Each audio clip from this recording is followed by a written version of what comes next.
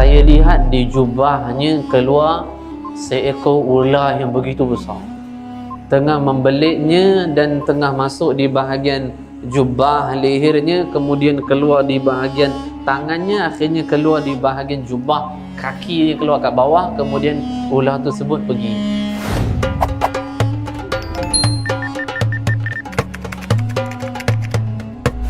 A'udzu billahi minasyaitonir rajim. Bismillahirrahmanirrahim.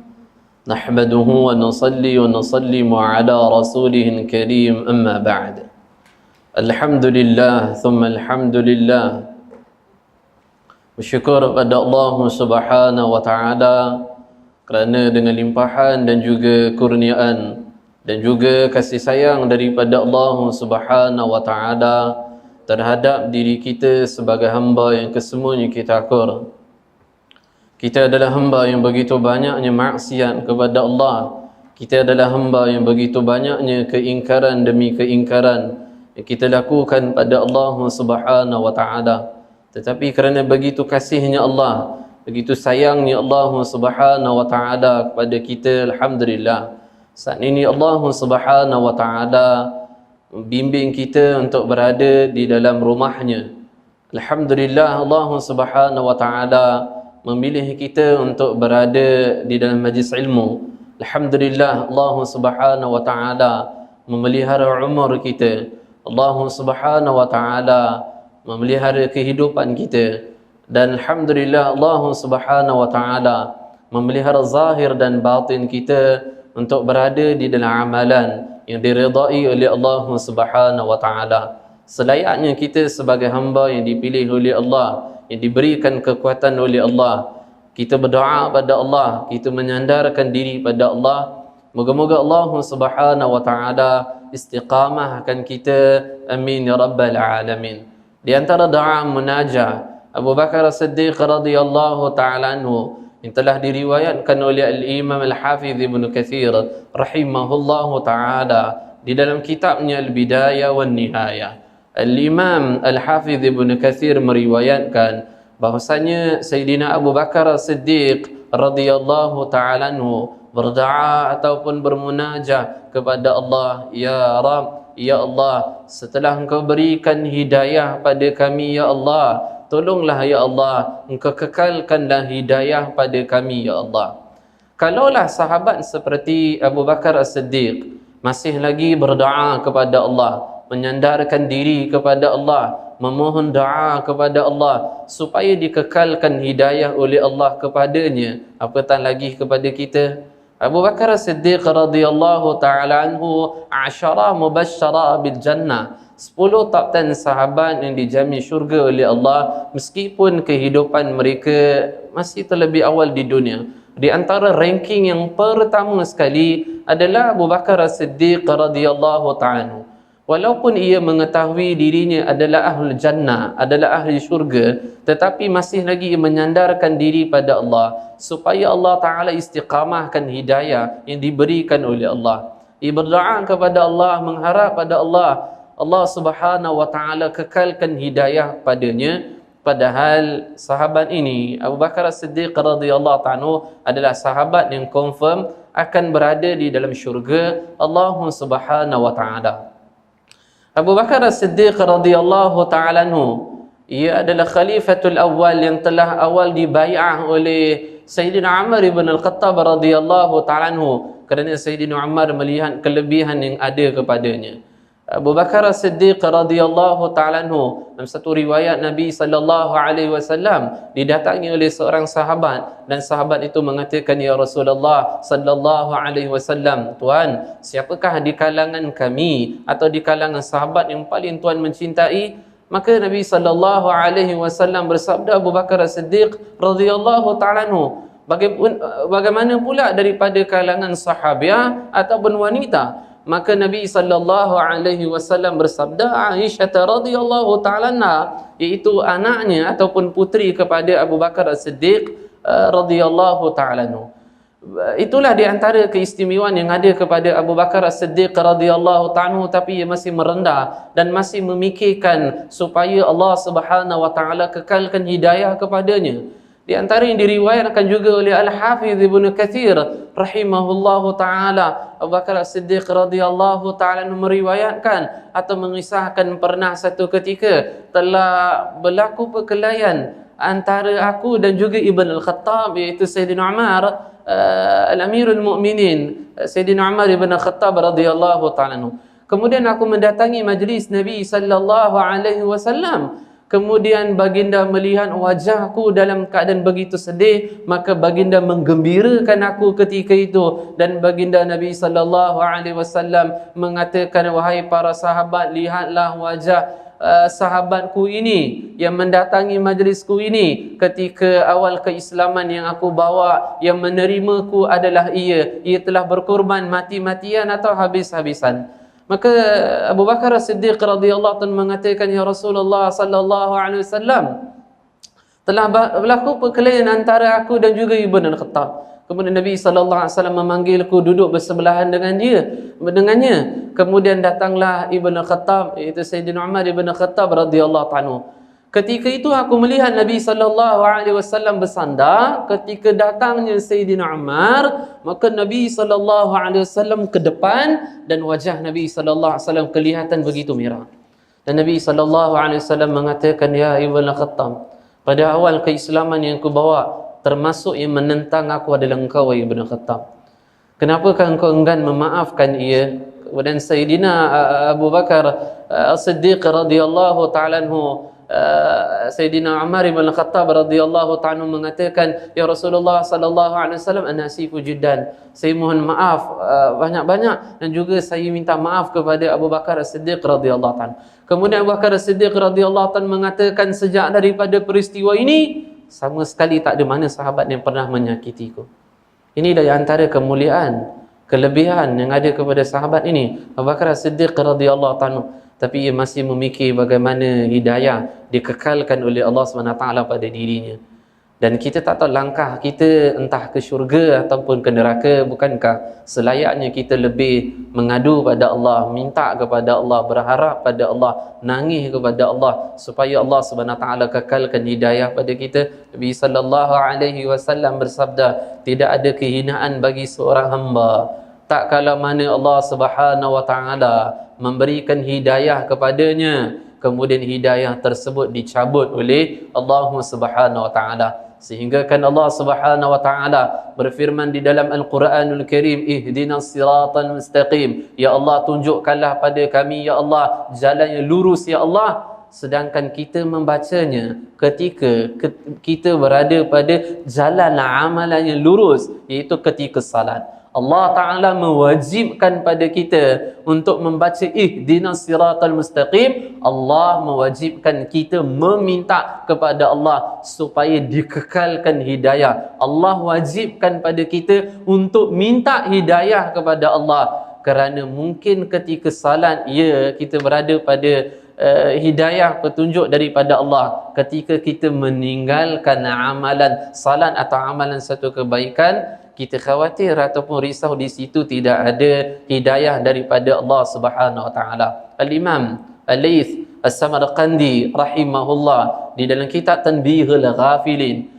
Al-Imam Al-Laits As-Samarqandi rahimahullah taala mengatakan pentingnya dalam hati seorang itu memiliki hati yang takut kepada Allah Subhanahu wa taala. Di antara ketakutan yang perlu terpahat dalam hati seorang mukmin adalah takut ketika ini dipilih oleh Allah untuk beramal. Takut setelah daripada amalan ini tak lagi dipilih oleh Allah untuk berada dalam amalan kebaikan, malah berada pada amalan kemaksiatan dan mati ketika itu. Moga-moga Allah husnul khatimahkan kematian kita. Allahumma ja'alna minhum, amin ya rabbal alamin.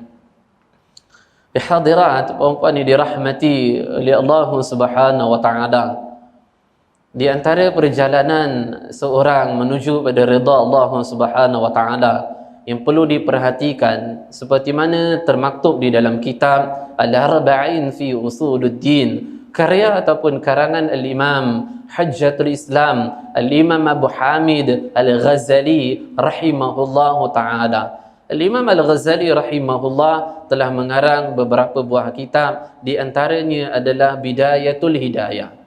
Kitab Bidayatul Hidayah ini sebenarnya telah beberapa orang ulama telah mensyarahnya. Di antaranya adalah Syekh Abdul Samad Al-Falimbani rahimahullahu taala, iaitu Hidayatul Salikin fi Suluki Maslakil Muttaqin. Di antara yang telah mensyarah kitab ini iaitu Bidayatul Hidayah adalah Syekh Nawawi bin Umar Al-Bantani Al-Jawi rahimahullahu taala, dan dia namakan kitabnya adalah Maraqil Ubudiyah.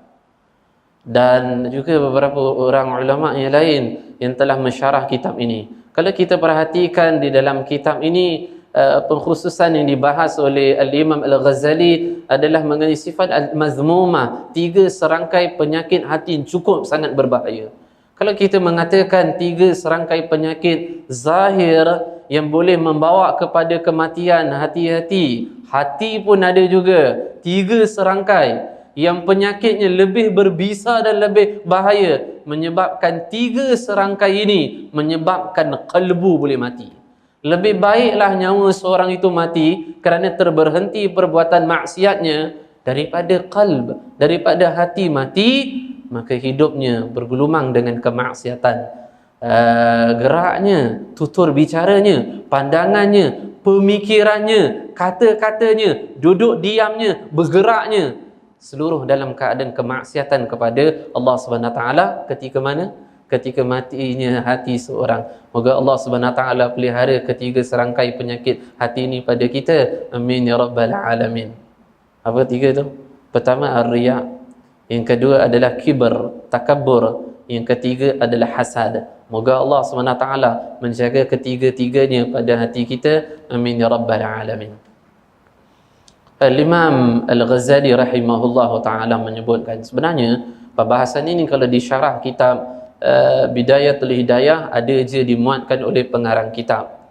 Tapi sebenarnya pengarang kitab akan sebut nanti, seperti Syekh Abdul Samad Al-Falimbani rahimahullah akan menyebutkan bahwasanya sifat ini yang ku bahas ini, yang ku letakkan ini, sebenarnya telah ku kutip di dalam kitab Al-Arba'in fi Usuluddin yang asalnya adalah kitab Al-Imam Al-Ghazali rahimahullah.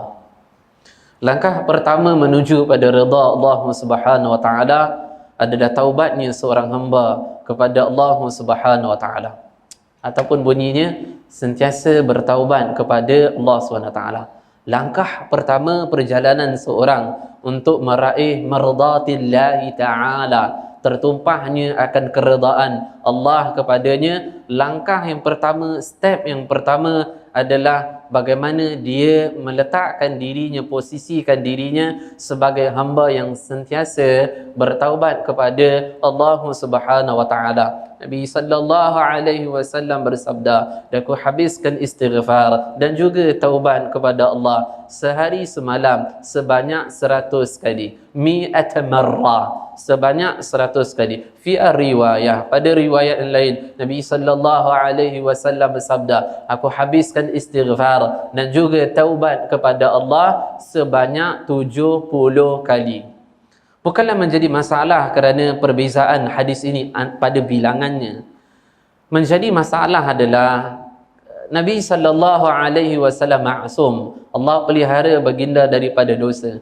Tapi masih lagi baginda Nabi sallallahu alaihi wasallam menyibukkan diri baginda dengan bilangan 100 ataupun 70 kali istighfar. Padahal tidak ada dosa kepada baginda. Persoalannya, kita adalah manusia yang kita tak tahu kita mati dalam keadaan Allah redha ataupun tak. Dan kita tak tahu kaki kita jejak ke syurga ataupun terlebih awal direndaman di dalam neraka. Abu Hurairah radhiyallahu ta'ala anhu, Al-Imam Al-Hafiz Ibnu Abi Ad-Dunya meriwayatkan Sayyidina Abu Hurairah radhiyallahu ta'ala anhu ketika ia mendekati ajal kematiannya, maka nangislah Sayyidina Abu Hurairah. Maka ia didatangi oleh para sahabat dan para sahabat mengatakan, "Ya Abu Hurairah, tangisan apakah yang kamu tangisi ini?" Maka Sayyidina Abu Hurairah radhiyallahu ta'ala anhu mengatakan, "Bukanlah tangisan aku ini yang ku tangisi ini kerana dunia yang akan ku tinggalkan. Bukanlah tangisan yang aku tangisi ini kerana kejap dunia yang akan ku tinggalkan, bukan. Tetapi yang aku menangis adalah kejap lagi aku memiliki perjalanan yang begitu panjang. Aku memiliki perjalanan yang begitu jauh. perjalanan yang begitu jauh. Dan juga setelah kematian aku ini, aku memiliki safar perjalanan yang begitu jauh, sedangkan bekal yang aku bawa adalah bekal yang tidak banyak. Maksudnya amalan pahalaku adalah amalan pahala yang tidak banyak.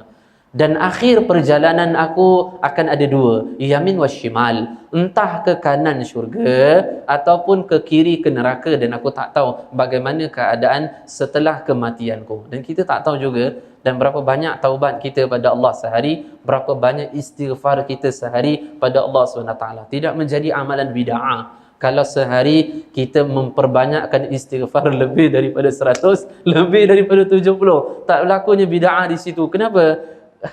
Kerana Nabi SAW yang maksum sahaja masih tagih pada pengampunan Allah dengan istighfar 100 atau riwayat lain 70, maka kita sebagai ahlul ma'asi, hamba yang maksiat kepada Allah, bukankah layaknya kita lebih lagi beristighfar ataupun bertaubat kepada Allah Subhanahu wa taala? Allah Subhanahu wa taala berfirman di dalam Al-Quranul Karim, innallaha yuhibbut tawwabin wa yuhibbul mutatahhirin. Sesungguhnya Allah Subhanahu wa taala mencintai orang yang at-tawwabin. Ma makna at-tawwabin? Orang yang memperbanyakkan taubat pada Allah Subhanahu wa taala. Dan Allah Subhanahu wa taala menyukai, mencintai, menyayangi orang yang membersihkan akan dirinya. Moga-moga kita sentiasa dibantu oleh Allah, dibimbing oleh Allah untuk memperbanyakkan taubat pada Allah, memperbanyakkan istighfar. Amin ya rabbal alamin. Al-Imam Al-Hafiz Jalaluddin Abdul Rahman As-Suyuti rahimahullahu taala. Imam As-Suyuti rahimahullah didatangi oleh beberapa sahabatnya, meminta amalan supaya dimurahkan rezeki, amalan supaya mudah melunasi hutang, dan juga amalan supaya dikeluarkan daripada kesempitan hidup. Maka di antara fasal ataupun bab hadis yang dikemukakan oleh Al-Imam As-Suyuti rahimahullahu taala adalah Nabi sallallahu alaihi wasallam bersabda, supaya masalah yang dialami hendak diberikan jalan keluar oleh Allah, kathiru minal istighfar, memperbanyakkanlah oleh kamu beristighfar kepada Allah Subhanahu wa taala. Kenapa? Yang menjadi masalah dalam hidup kita, kesulitan, menjadi ketidakketenangan di dalam hidup kita, yang menjadi masalah demi masalah dalam hidup kita, ada je benda yang tak kena dalam hidup kita, tersekatnya rezeki kita, adalah disebabkan katsiratuz zulum, disebabkan kerana tanggungan banyak dosa. Maka dengan istighfar tersebut meleburkan, istighfar tersebut membersihkan kita daripada dosa. Ketika tak ada dosa tersebutlah Allah Subhanahu wa taala akan lancarkan rezeki dan akan berikan jalan penyelesaian bagi kita. Moga Allah selesaikan masalah dunia dan juga masalah akhirat kita. Amin ya rabbal alamin. Di antara riwayat mengenai taubat ataupun istighfar, Nabi sallallahu alaihi wasallam bersabda, sesungguhnya Allah Subhanahu wa taala begitu bergembira dengan hamba-hambanya yang bertaubat kepadanya. Siapa yang bergembira? Allah. Ikutkan kita gembira kerana kita dibantu oleh Allah. Al-Imam Abu Yazid Al-Bistami, boleh juga sebutannya Al-Bustami pun boleh juga, Al-Bistami pun boleh juga, dibariskan bawah boleh, dibariskan depan pun boleh juga. Al-Imam Abu Yazid Al-Bistami atau Al-Bustami rahimahullah ta'ala, ia mengatakan, dulu saya menyangka saya mencintai Allah. Sebenarnya tidak, Allah lah yang mencintai saya dan kemudian Allah bimbing saya pula mencintainya. Dulu saya sangka saya ni lah yang ingat pada Allah. Tidak, sebenarnya Allah Subhanahu wa taala inginkan kebaikan pada saya, Allah ingat kepada saya dan Allah bimbing saya pula untuk ingat kepadanya. Kesepatutnya kita yang berasa gembira kerana kita dimudahkan oleh Allah untuk melakukan amalan salih, untuk beristighfar kepada Allah, untuk bertaubat kepada Allah. Tetapi Nabi sallallahu alaihi wasallam bersabda, Allah Subhanahu wa taala begitu gembira sekiranya hamba-hambanya bertaubat kepadanya, iaitu Allah. Nabi sallallahu alaihi wasallam dalam riwayat yang sama memberikan tamsil, memberikan contoh seperti seorang yang menaiki kenderaan unta di tengah-tengah padang pasir, diturun daripada kenderaan untanya. kemudian dia lihat di kirinya, kemudian dia lihat di kanannya, kemudian untanya kehilangan. Kemudian dia dalam keadaan begitu kerisauan, kemudian dia terlelap. Ketika dia dalam keadaan terlelap, dia bangun terjaga daripada tidurnya, kerisauan mulai nak timbul dalam hati kerana kenderaan dan seluruh barangnya hilang. Kemudian ternyata dia telah jumpa balik untanya. Bagaimanakah gembiranya dia? Maka Allah lebih gembira lagi sekiranya seorang hamba bertaubat kepadanya. Maka buatlah Allah gembira dengan taubat kita. Jangan membuat syaitan gembira dengan kita mengekalkan perbuatan maksiat kita. Di antara riwayat kisah adalah Abdullah bin Umar radhiyallahu ta'ala anhuma, atau Ibnu Umar radhiyallahu ta'ala anhuma. Ketika beberapa sahabat remaja berdekatan dengan Kaabah, ada sahabat mengatakan, cita-cita saya besok besar saya nak jadi gubernur, menteri besar pada satu daerah atau satu negeri, seperti Kufah contohnya, ataupun seperti Mesir contohnya, atau seperti Baghdad, atau seperti Basra, atau seperti Syam, atau seperti Dimashq, atau seperti yang lain-lain lah. Kemudian ada sahabat remaja mengatakan, cita-cita saya besok besar, saya kalau dah kahwin seorang, saya nak sangat Allah mudahkan saya menikahi 3 isteri yang datang seterusnya. Maka ulama mengatakan, kerana ketika kita belum usia akhil baligh, kita tak doa dengan doa macam ni bagi lelaki, menyebabkan ketika dah kahwin baru doa, susahlah doa nak mustajab kerana dia dah banyak dosa. Cuma ketika belum akhil baligh, doa dengan doa macam ni kan mustajab kerana tak ada tanggungan dosa lagi.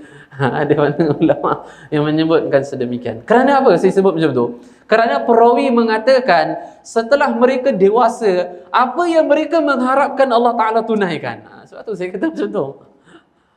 Kemudian datang giliran Sayyidina Abdullah bin Umar bin Al-Khattab radhiyallahu ta'ala anhuma. Maka orang menunggu apa cita-cita nak diberitahunya anak kecil ini atau remaja ni. Maka Sayyidina Abdullah bin Umar radhiyallahu anhu mengatakan, cita-cita saya adalah bagaimana sebelum saya mati, saya bertaubat kepada Allah SWT. Allah menerima taubat saya. Dan saya mati dalam keadaan li ghairi dzunub, tanpa memiliki tanggungan dosa. Dan saya mati di akhirat, saya dipermudahkan oleh Allah memasuki dalam syurga. Ini cita-cita saya. Dan sebenarnya ini cita-cita, misi dan visi kita dalam kehidupan yang singkat. Bagaimana kita mati, dosa-dosa kita juga turut dalam keadaan dimatikan oleh Allah. Hanya hidup adalah amalan-amalan pahala dan amalan-amalan salih. Kita doa pada Allah, ya Allah, berikan keizinan kepada saya, ya Allah, sebelum kematian saya bertaubat, kemudian saya menemui kematian husnul khatimah. Moga-moga sedemikian, amin ya rabbal alamin. Dan di antara amalan yang dicintai oleh Allah adalah katsirun minat taubah, iaitu memperbanyakkan taubat kepada Allah Subhanahu wa taala. Dan ada beberapa riwayat kisah yang saya rasa saya alih pula kepada pembahasan yang seterusnya.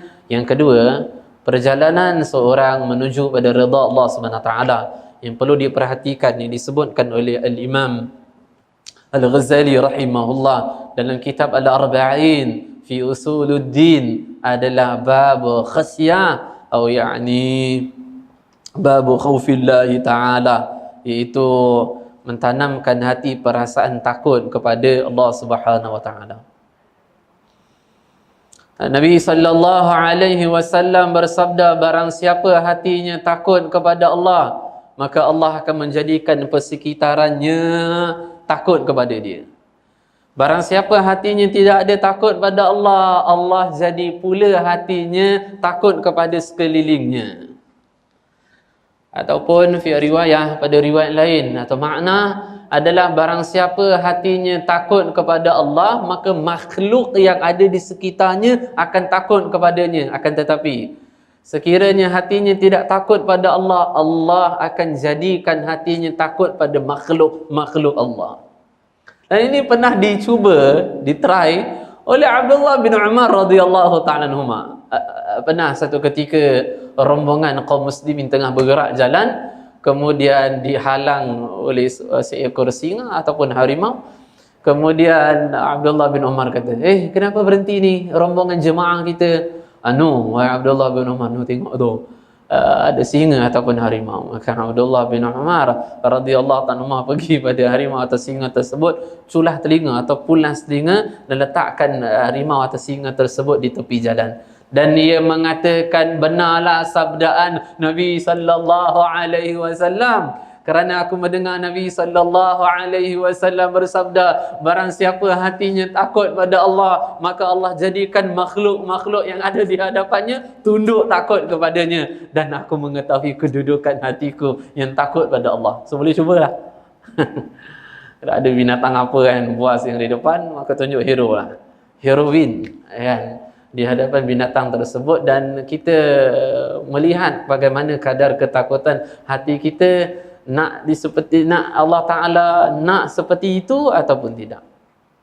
Al-Imam Al-Hasan Al-Basri rahimahullahu ta'ala fi Kitabul Adab wa Zuhdu li Imam Al-Hasan Al-Basri rahimahullah, Al-Imam Al-Hafiz Ibn Jawzi rahimahullahu ta'ala mengarang satu kitab yang menghimpunkan adab dan zuhud ulama Basrah ini. Sayyidul Basrah, penghulu Basrah, Al-Imam Al-Hasan Al-Basri rahimahullah. Al-Imam Sayyidina Al-Qamah bin Marsad rahimahullah ta'ala mengatakan, ada 8 orang tabi'in yang mereka adalah zuhud terhadap dunia. Pertama, ranking pertama yang disebut oleh Al-Imam Sayyidina Al-Qamah bin Marsad, khairu tabi'in, sebaik-baik tabi'in, Uwais Al-Qarani rahimahullah wa radhiyallahu ta'ala. Al-Imam An-Nawawi mengatakan ra-nya dihidupkan.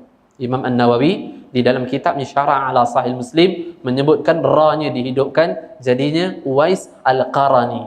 Orang datang kat saya, salah sebut tadi wah, saya kata apa yang salah sebut? Nama Uwais Al-Qarni, Qarni bukan Qarani. Amboi, disekolahkan kita. Sekolahkan balik dia. Imam An-Nawawi dalam kitabnya Syarah ala Sahih Muslim, kerana riwayat Uwais Al-Qarani kan dalam Imam Muslim meriwayatkan kisah Umar Al-Khattab radhiyallahu ta'ala yang panjang kisahnya, dan juga berlainan-berlainan, ada yang lain-lain juga riwayatnya. Uwais Al-Qarani radhiyallahu ta'ala khairut tabi'in, diriwayatkan dalam Al-Hafiz Abu Naim Al-Asbahani rahimahullah, Uwais Al-Qarani tidak ada pakaian melainkan satu yang ia gunakan untuk mendirikan salat Jumaat.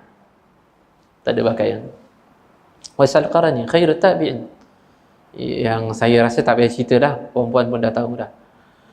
Di antara para salaf tabi'in yang awal yang zuhud terhadap dunia adalah Amir bin Abdullah. Sekali saya sebut ceritanya mengenai ketakutan pada Allah. Di antaranya adalah Rabi' bin Khusaim. Di antaranya Al-Imam Al-Hasan Al-Basri radhiyallahu ta'ala anhum ajma'in.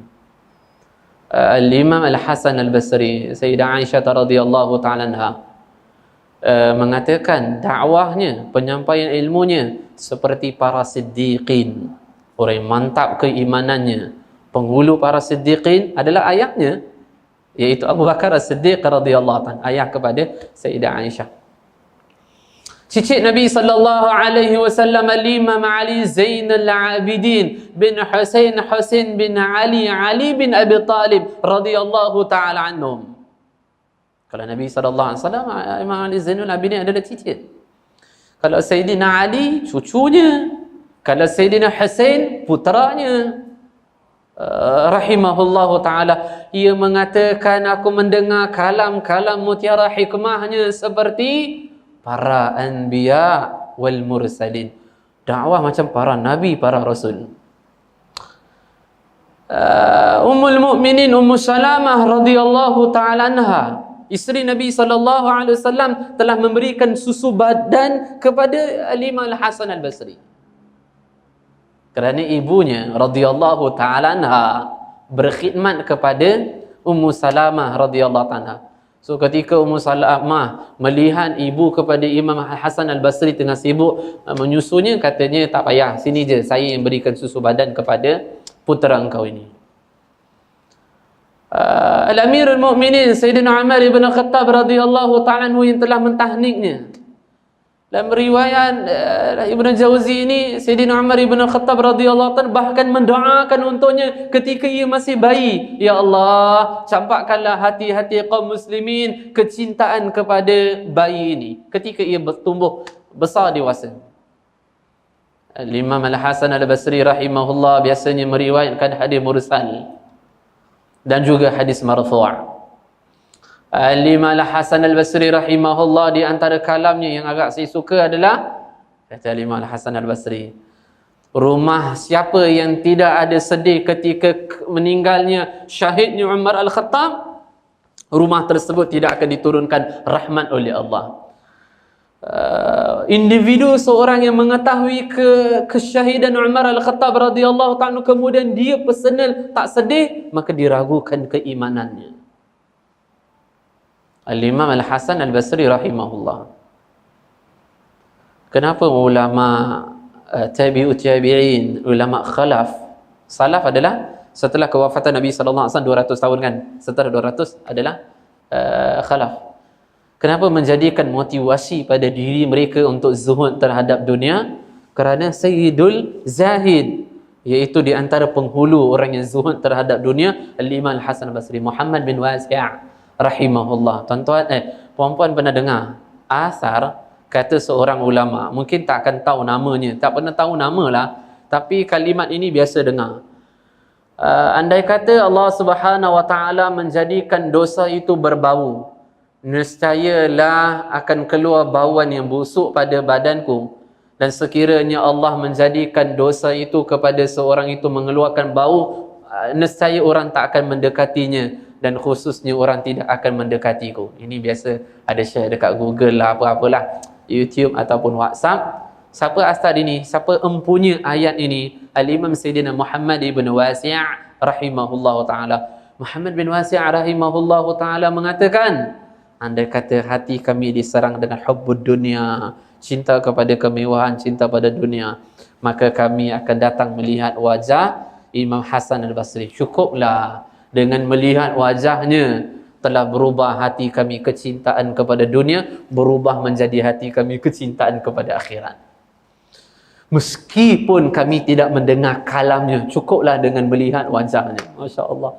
So, banyakkan doa kepada Allah, ya Allah, biarlah orang tengok wajah saya, ya Allah, mereka mendapat hidayah daripadamu, ya Allah. Moga-moga dalam keadaan sedemikian, amin. Ulama ini menyebutkan dalam asarnya, Al-Imam Al-Hasan Al-Basri rahimahullah ta'ala mengatakan, barang siapa takut kepada perkara yang disuruh takut oleh Allah, nescaya Allah Subhanahu wa ta'ala akan amankan dia daripada apa yang manusia takut ketika itu. Saya ulangi balik. Al-Imam Al-Hasan Al-Basri rahimahullah mengatakan, barang siapa yang takut kepada perkara yang disuruh takut oleh Allah.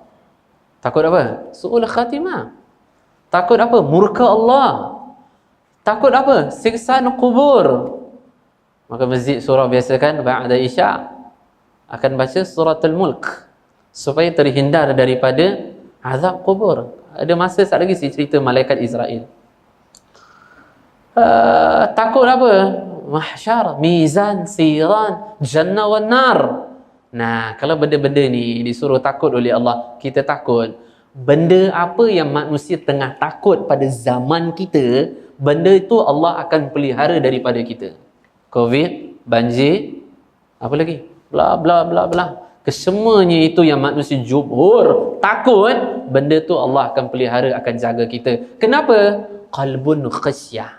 Hati yang memiliki perasaan takut kepada Allah Subhanahu wa ta'ala. Al-Imam Sayyidina Al-Fudail ibn Iyad rahimahullahu ta'ala mengatakan, ketika saya tidak taat kepada Allah, maka saya akan melihat isteri dan anak-anak tidak akan taat kepada saya. Ketika saya takut kepada Allah dan saya taat kepada Allah, saya akan lihat begitu mudah isteri dan anak-anak saya, bahkan binatang tunggangan saya pun akan taat kepada saya tanpa saya ikat pada ikatan kepada dia. So, menjadi satu aib yang cukup besar kalau seorang suami menasihati isterinya kemudian isteri tak tersentuh dengan nasihat suami. Oh, aib besar. Maka seorang suami tu rijal, qawi rijal. Seorang lelaki yang gagah tu ketika menasihati isterinya, kemudian isterinya cair dengan nasihatnya. Itulah baru suami. Moga Allah jadikan suami puan-puan kesemuanya adalah suami yang saleh. Amin. Dan Allah jadikan saya termasuk sebagai suami yang saleh. Amin. Maka penting memiliki hati yang takut pada Allah. Saya telah menyebutkan kepada puan-puan tadi, iaitu mengenai Amir bin Abdul Qais ataupun Amir ibn Abdullah rahimahullahu ta'ala. Seperti mana Al-Imam Sayyidina Al-Qamah bin Marsad rahimahullah meriwayatkan, ada 8 orang tabi'in yang zuhud terhadap dunia. Salah satunya adalah Amir bin Abdul Qais ataupun Amir ibn Abdullah rahimahullahu ta'ala. Imam Sayyidina Al-Qamah bin Marsad rahimahullah meriwayatkan, saya sendiri pernah melihat ketika saya datang di tempat salatnya Amir bin Abdullah ini atau Amir bin Abdul Qais ini. Saya tengah lihat ia tengah mendirikan salat. Ketika ia dalam keadaan mendirikan salat, saya lihat di jubahnya keluar seekor ular yang begitu besar, tengah membelitnya dan tengah masuk di bahagian jubah lehernya, kemudian keluar di bahagian tangannya, akhirnya keluar di bahagian jubah, kaki dia keluar kat bawah, kemudian ular tersebut pergi. Tak lama kemudian daripada tersebut ia telah selesaikan salatnya. Assalamualaikum warahmatullahi. Assalamualaikum warahmatullahi. Saya mendatangi Amir bin Abdul Qais dan saya mengatakan, wahai Amir, apakah tidak ada ketakutan pada kamu ketika kamu mendirikan salat kemudian dibelit dengan ular? Tak takut ke? Maka Amir bin Abdul Qais mengatakan, wahai Al-Qamah, bagaimana saya boleh takut dengan ular ketika saya salat tadi?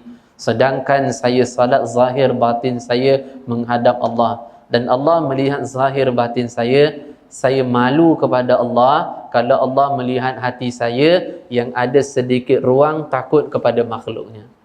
Saya malu kepada Allah. Allah melihat hati saya ada sedikit ruang takut kepada makhluknya. Sedangkan saya mempersembahkan salat saya zahir dan batin saya kepada Allah Subhanahu Wa Taala. Dan kata Amir bin Abdul Qais rahimahullah, saya mengetahui ular tersebut adalah syaitan yang supaya menghilangkan khusyuk saya ketika salat. Bolehlah kita pun lakukan salat, kemudian ada binatang buas dan kita sangka ini adalah syaitan yang untuk mengganggu salat. Apakah boleh? Ikut maqam lah. Kalau kita dah rasa kita dah sampai maqam seperti kedudukan darjat seperti Amir bin Abdul Qais, bismillah, tafaddal.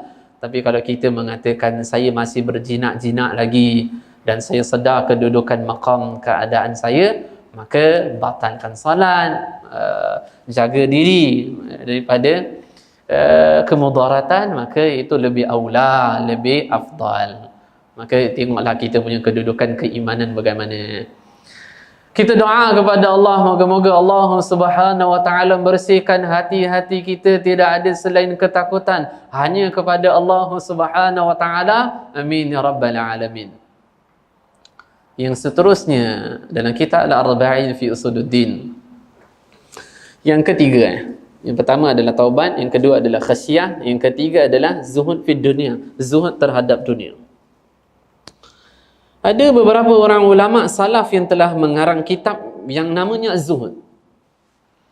Ilmu tasawuf telah beredar pada 3 fasa.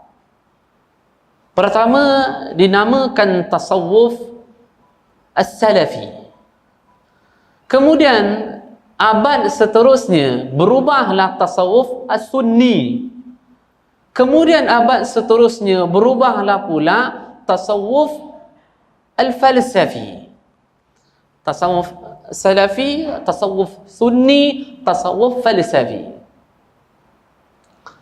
Tasawuf Salafi adalah golongan para salaf pembawakan zuhud mereka. Seperti zuhud Al-Imam Al-Hasan Al-Basri, seperti zuhud para sahabat dan juga di antaranya adalah Sayyidah Rabi'ah Al-Adawiyah radhiyallahu ta'ala anha. Di antaranya juga beberapa salaf yang lain. Sehingga Imam Abdullah bin Mubarak mengarang kitab Az-Zuhud, salaf. Al-Imam Ahmad bin Hanbal mengarang kitab Az-Zuhud. Al-Imam Ibn Abi Shaybah karang kitab Az-Zuhud. Al-Imam Al-Baihaqi karang kitab Az-Zuhud, dan beberapa ulama yang lain. So tasawuf pada era fasa yang pertama menumpukan soal zuhud. Bagaimana hati tidak ada keseleraan untuk kemewahan. Ini fasa yang pertama. Tasawuf bergerak pada pembicaraan perihal hati yang tidak ada kesukaan kepada kemewahan hidup. Ini pertama. Zuhud fi dunia ataupun zuhud terhadap dunia. Kemudian beredar pula setelah itu tasawuf sunni. Pembawakan tasawuf seperti Al-Imam Al-Qushairi rahimahullah. Seperti karyanya Ar-Risalah Al-Qushairiyah. Sezaman dengan ini juga, era ini juga, di antara yang pembawakan tasawuf sunni adalah Al-Imam Al-Syekh Abu Talib Al-Makki rahimahullah. Terkenal pada karyanya iaitu Qutul Qulub. Ada 3 jilid. Yang mana Al-Imam Al-Ghazali mengarang kitab Ihya. 4 jilid, ada terbitan 5 jilid.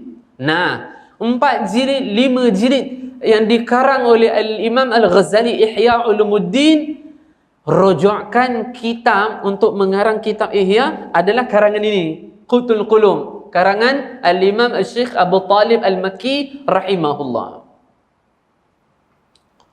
Di antara pembawakan tasawuf pada tasawuf sunni ini juga di antara lain adalah Al-Imam Sayyidina Ibn Ata'illah As-Sakandari rahimahullah, ulama Iskandaria, Mesir. Termasuk juga ulama yang pembawakan tasawuf sunni. Yang ketiga adalah falsafi. Ini dikritik. Sehingga Imam Ibn Taymiyah yang biasa kita dengar Wahhabi yang mengatakan Ar-Rahman 'ala 'arsy istawa. Ayat ini adalah memang Allah bersemayam atau memang Allah Ta'ala duduk di atas arsy. Ini pendapat Al-Imam Ibn Taymiyah rahimahullah. Anak muridnya Al-Imam Ibn Qayyim Al-Jauziyah. Saya tidak berpegang dengan pegangan ini. Kalau perempuan berpegangan, tak tahulah. Kalau saya sendiri, tidak. Kerana jumhur pegangan akidah Imam Abul Hasan Al-Asy'ari wa Al-Imam Abu Mansur Al-Maturidi radhiyallahu ta'ala. Tapi tidak ada pandangan hina saya kepada Ibn Taymiyah. Kerana ia adalah Syekhul Islam fil Mazhab Al-Imam Ahmad Ibn Hanbal. Ia adalah seorang ulama yang tersohor, ulama hebat dalam mazhab Imam Ahmad Ibn Hanbal. Sama juga anak muridnya Al-Imam Ibn Qayyim Al-Jauziyah. Saya beli kitabnya 8 jilid yang berjudul Madarijus Salikin. Nah, mereka-mereka ini biasanya tak akan terima tasawuf falsafi, mereka tolak. Tapi mereka terimalah, seperti tasawuf sunni mereka terima. Salafi lagi lah mereka terima kerana mereka mengatakan mereka salafi. Tapi janganlah menyebutkan diri dengan ceramah Wahabi sesat, Wahabi sesat, Wahabi sesat. Saya bukan kata saya Wahabi, tak. Tapi kalau habiskan masa untuk tu, apakah mendengar mereka itu Wahabi itu menjadikan hati kita takut pada Allah, menjadikan kita zuhud terhadap dunia, menjadikan kita astaghfirullah, bertaubat kepada Allah, tak menambahkan keimanan. So, dengar ilmu banyak amal dah cukup. Imam Ibn Qayyim Al-Jauziyah rahimahullah mengarang kitab Madarijus Salikin. So mereka ni, golongan ini, mereka menerima tasawuf salafi kerana mereka menisbahkan diri mereka salaf. Mereka terima. Dan mereka terima juga beberapa orang ulama daripada pembawakan tasawuf sunni. Walaupun Al-Imam Al-Ghazali ada di sana dan mereka mengkritik hadis-hadis yang dimuatkan oleh Al-Imam Ghazali dalam Ihya, tapi pemikiran Imam Ghazali mereka tak tolak. Cuma mengenai sanad hadis seperti Ibnu Jauzi memasalahkan, dan juga beberapa ulama yang mentakhrij hadis dan mengisukan iaitu hadis-hadis sanad yang diletakkan oleh Al-Imam Al-Ghazali rahimahullah. Saya dah buat Google Meet berapa bulan lepas, cerita mengenai kitab Ayyuhal Walad karya Imam Al-Ghazali. Muqaddimah saya dah jawab kritikan jawapan terhadap kitab Ihya memiliki hadis-hadis yang maudhu' ataupun palsu. Saya dah sebut, kalau ada kesempatan saya sebut balik nantilah. Tasawuf falsafi seperti Al-Imam Ibn Al-Arabi, Abdul Karim Al-Jili rahimahullahu ta'ala, radiyallahu ta'ala anhuma. Tapi bagi kita tengah-tengah lah. Ada benda kita boleh terima, ada benda yang kita tak boleh terima lah. Ada benda yang tak masuk akal, ada benda masuk akal daripada Imam Ibn Al-Arabi, khususnya Abdul Karim Al-Jili. Dan saya rasa insyaAllah tak ada muslimat yang berkecimpung dalam pemahaman Ibn Arabi, insyaAllah. Perihal zuhud fi dunia atau zuhud terhadap dunia, Nabi SAW bersabda, apabila kamu melihat seorang itu yang zuhud terhadap dunia dan dia sedikit pembicaraannya, maka mendekatilah dia sekiranya dia berbicara yang telah dimengalirkan hikmah oleh Allah pada lidahnya. Itu orang yang zuhud fi dunia atau zuhud terhadap dunia. Ciri-ciri orang yang zuhud terhadap dunia itu adalah banyak. Di antaranya adalah ia memiliki sifat ithar, mengutamakan orang lain. Sayyidina Abdullah bin Ja'far radhiyallahu ta'ala anhuma, ibunya adalah Asma binti Ummais. Saya sebut dah dekat perempuan, Asma binti Ummais, suaminya adalah Ja'far At-Tayyar. Ia pernah mendatangi Sayyidah Fatimah Az-Zahra radhiyallahu ta'ala anha binti Rasulullah sallallahu alaihi wasallam.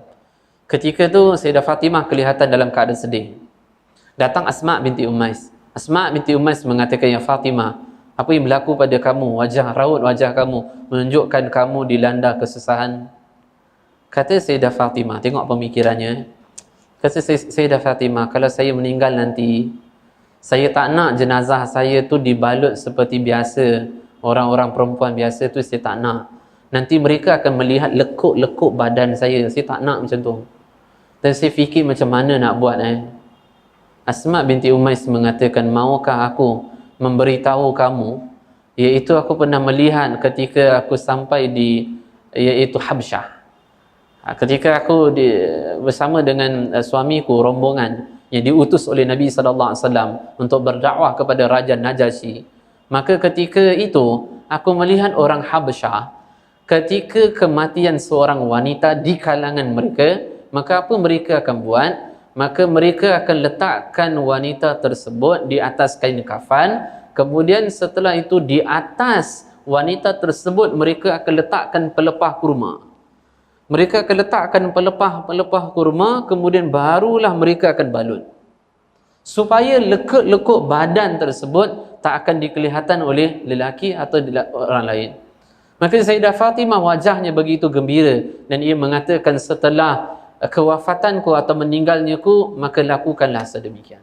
Asma binti Ummais, anaknya adalah Abdullah bin Ja'far. Abdullah bin Ja'far radhiyallahu ta'ala anhuma mengatakan, tidak ada yang boleh lawan kedermawaan kami. Tetapi ada seorang Bani Uzra, yang ada seorang, ia adalah Sidi Uzri, dia telah mendahului kami di dalam kedermawan. Yang meriwayatkan ini adalah pembantu kepada Abdullah bin Ja'far radhiyallahu ta'ala. Ia mengatakan, ketika kami sampai di satu daerah, di satu tempat, kemudian kami berehat di satu rumah. Kami masuk rumah ni tanpa minta izin kepada tuannya kerana kami begitu letih. Maka kami rehatlah di dekat rumah tersebut. Ketika kami rehat di dekat rumah tersebut, datang tuan rumah dengan seekor unta. Kemudian ia mendekati kami dan mengatakan, tolong masuk di dalam rumah ini, kemudian ambilkan pisau kepadaku. Maka kami fikir apa yang dia nak buat. Akhirnya aku pergi masuk dalam, aku berikan pisau. Dan ia sembelih unta tersebut dan ia masak daging unta dan berikan kami makan. Kemudian kebesokan hari diberikan keizinan untuk kami rehat. Besok lepas dia balik kerja, dia bawa lagi satu ekor unta. Dan dia mengatakan kepadaku, tolong ambil pisau. Kemudian aku berikan kepadanya, aku kata, nak buat apa? Saya nak sembelih unta ni, nak berikan kamu makan.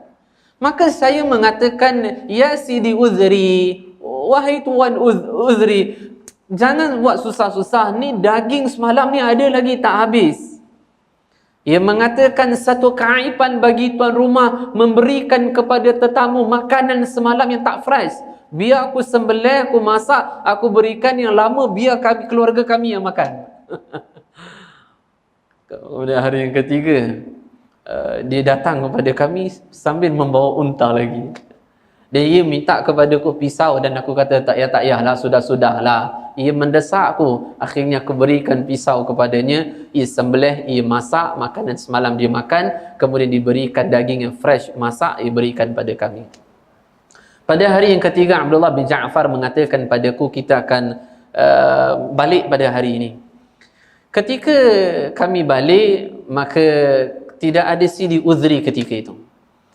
Maka aku mengatakan kepada anak perempuannya yang akan ku letakkan sedikit harta dan juga pakaian untuknya. Anaknya mengatakan, lah, jangan. Sidi Uzri kalau tahu mati korang nanti, dia marah nanti. Dia tak suka kalau dia layan tetamu, kemudian tetamu pula berikan sesuatu, dia tak suka. Balik. Akhirnya kami balik. Ketika kami nak keluar daripada kawasan tersebut, Abdullah bin Ja'far mengatakan, aku rasa macam, tak apalah, kau bagilah kat sini. Kalau dia tak nak terima, kau baling je lah nanti. Baik. Akhirnya aku mendatangi wanita tersebut, aku mengatakan, ini pemberian daripada Abdullah bin Ja'far. Maka dia mengulangi ayat yang sama. Dia kata, jangan, nanti Sidi Uzri akan balik ni. Akhirnya apa aku buat? Aku senyap-senyap, aku baling, kemudian aku balik. Ketika kami hampir keluar daripada batasan tempat tersebut, kemudian kami merasakan ada seperti musuh yang tengah menghambat kami dengan kuda yang dipacu yang begitu sangat kuat. Dan kami fikir, apakah musuh tengah menghambat kami? Bila tengok, bunyi. Bila kami orang tengok di belakang, ternyata siapa? Sidi Uzri. Ia mengambil pakaian yang aku campak tersebut dengan duit, dia campak semula kepada saya. Dan ia mengatakan, kami memiliki pegangan yang perlu kami pegang, dan kami sumpah dengan Allah, kalau kami memberikan layanan kepada tamu, kami tak akan terima balik apa yang tetamu berikan pada kami, dah bawa balik kepada kamu. Maka Abdullah bin Ja'far mengatakan, tidak siapa-siapa boleh lawan kedermawaan kami, melainkan daripada Bani Uzra, yang ia namanya Sidi Uzri. Abdullah bin Ja'far orang yang kaya, suka berinfak. Satu hari Abdullah bin Ja'far, ini cerita last Abdullah bin Ja'far masuki kebun yang besar. Kemudian ia melihat ada seorang tuan kebun tersebut memberikan kepada pembantu pekerjaan dia 3 keping roti, kemudian balik. Kemudian masuklah seekor anjing di dalam tengah jeling lidah, masuk di dalam kebun. Kemudian yang pekerja ni, kuli ni, dia campak 1 keping roti, maka anjing tu makan. Dia campak kedua, yang ketiga dah habis, anjing pun balik. Abdullah bin Ja'far mendatangi kebun tersebut, jumpa dengan kuli tersebut atau hamba tersebut, dan mengatakan, kamu punya gaji berapa banyak? 1 hari 3 keping roti Tuhan saya akan bagi, ini gaji saya. Kamu dah berikan ketiga-tiga kepada anjing tadi, hari ni nak makan apa? Wallahu a'lam. Dah tu kenapa berikan pada anjing? Buat baik tak kena tempat. Jangan cakap gitu. Kerana anjing kawasan sini tak akan ada. Kalau ada, biasanya dia datang daripada tempat jauh kerana lapar cari makan. Dan saya test berikan 1 kepadanya, dia makan menunjukkan dia lapar betul. Saya tak tergamak kalau saya kenyang, anjing lapar. Kemudian Abdullah bin Ja'far mengatakan, Masya Allah, baiklah, saya akan beli kamu daripada tuan kamu, dan saya akan bebaskan kamu kerana Allah. Kebun ni saya akan beli daripada tuan kamu, kemudian kebun ni saya berikan pada kamu. Apa hamba ni buat? Dia kata, baiklah, saya terima pembebasan saya, yang kau bebaskan aku kerana Allah, dan kebun ini diinfak pula kepada fi sabilillah, di jalan Allah Subhanahu wa taala. Moga-moga ketiga sifat ini, dan ada lagi 7 lah, 10 semua, moga Allah kurniakan pada kita. Amin ya rabbal alamin. Sebelum mengakhiri kuliah ni, saya minta maaf kerana kedatangan saya agak lewat. Tadi jalan pun agak jam sikit, kemudian hujan tadi, saya mohon maaf banyak-banyak. Dan saya harap daripada kalangan jemaah kesemuanya adalah tolong doakan untuk saya ya, doakan untuk ummah, masyarakat, anak isteri, jiran-jiran sahabat, dan saya harap sangat-sangat semua tolong doakan untuk saya. Saya perlukan doa tuan dan juga puan-puan semua, saya perlukan doa sangat-sangat. Tolong jangan lupa saya lah dalam ingatan. Lupa saya dalam ingatan dan hati tak apa, tapi jangan lupa saya khususnya dalam doa tuan dan juga puan-puan kepada Allah Subhanahu Wa Taala. Moga-moga muzakarah ilmu kita, apa yang kita dengar, moga Allah berikan kekuatan pada kita untuk kita amal dan kita sampaikan pada yang orang yang tak ada di dalam majlis ilmu ini. Wallahu ta'ala a'lam bis-shawab wa ilaihi al-ma'ab. Ala hadhihi al-Fatihah. Bismillah. Bismillah.